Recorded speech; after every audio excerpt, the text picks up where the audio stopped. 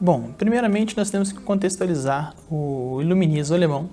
É um momento onde a Alemanha estava precisando de uma unidade, a Alemanha estava dividida, né, diferentemente da França, e você há o fortalecimento ou encorajamento de temas caros, como por exemplo a imortalidade da alma, a ideia de Deus, por exemplo, para você manter uma liga, uma solda que dê a estrutura de funcionamento da sociedade. Ou seja, então, diferentemente do movimento disruptivo que houve na França, no iluminismo alemão, preservou-se muito mais a ideia de uma continuidade e de uma preservação de elementos que eram caros para a população da época.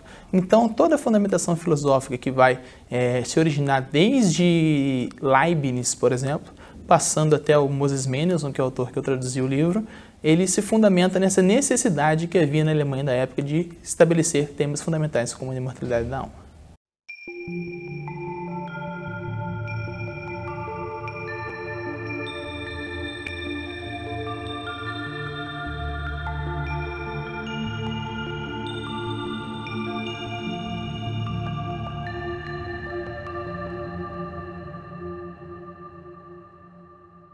Sim, exatamente. Há no Phaedon, sobre a mortalidade da alma, do Moses Mendelssohn, argumentos tanto racionais, ou seja, metafísicos, quanto argumentos práticos, né? Como, por exemplo, ele fala o seguinte: se nós não temos a ideia da mortalidade da alma, haveria um dilema. Por exemplo, um Estado poderia chamar um indivíduo para lutar, ser um guerreiro numa guerra.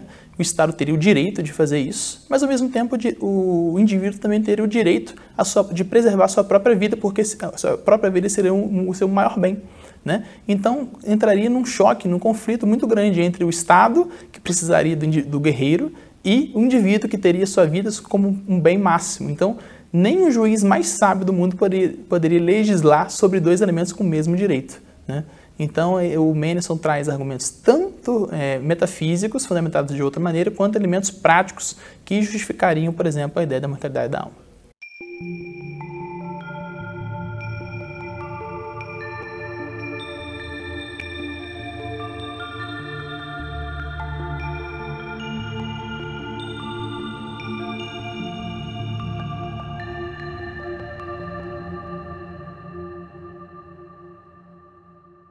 Olha só, o iluminismo alemão, a partir do Mendelssohn, do Phaedon, do Mendelssohn, ele revive uma discussão que começa lá com Sócrates, né? Sócrates, no momento de sua morte, ele está quase feliz, ele não está triste pela morte, diferentemente da ideia de luto que a morte traz hoje em dia. Por quê? Porque ele tinha certeza, a convicção de que, fundamentalmente, eticamente e moralmente, e metafisicamente há um princípio superior que garanta que aqueles que foram virtuosos nessa vida terão uma vida plena, uma vida em paz, uma vida melhor depois que essa vida passar. Então isso nos exorta a pensar, a justificar e a viver uma vida melhor e uma vida através das virtudes.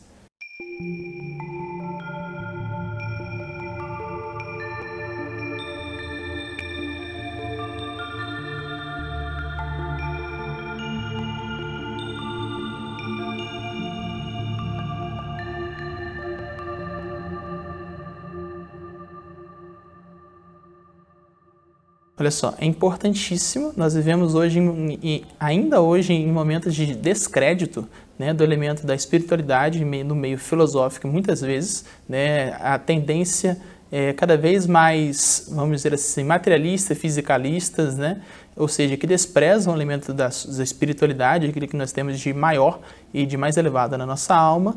Então, há cada vez mais, com o crescimento de pesquisadores nessa área, o endosso para nós voltarmos àquela perspectiva que iluminou, por exemplo, Sócrates, né?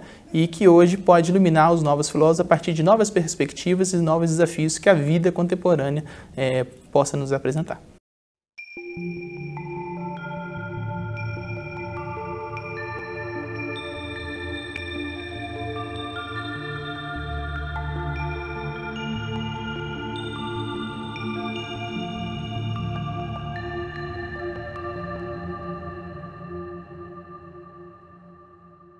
Olha só, o sentido da vida é um tema muito difícil, um tema amplo. Nós somos seres que vivemos no mundo, ou seja, que convivemos com outros, e ao mesmo tempo somos seres que vivemos conosco mesmos, com nós mesmos, com si mesmo. Então, o ser humano, a partir dessa dualidade, a partir de seres que vivem com os outros e que vivem com si mesmo, ele tem de estabelecer o quê? Um princípio de regra, tanto para a convivência interior quanto para a convivência exterior. E eu acredito que ninguém vai querer viver mal e ruim consigo mesmo. Então, que esse princípio que ilumina a gente interiormente se extrapole para fora e que também ilumine nossa relação com as outras pessoas.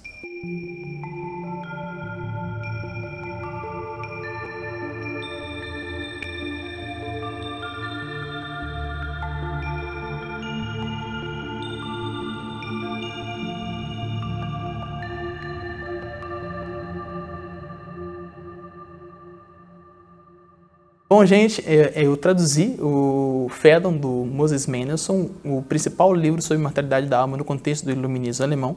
É a primeira edição, a primeira tradução desse livro, né, para o português. E para mim foi uma honra contribuir. E dentro desse livro há elementos que nos exortam a pensar sobre a necessidade de uma vida virtuosa, uma vida a partir de bens práticos, né, de bens elevados, e de uma forma nos consola de que aquele que preservou a virtude nessa vida, viveu corretamente, certamente terá um futuro garantido e melhor para todos depois dessa vida.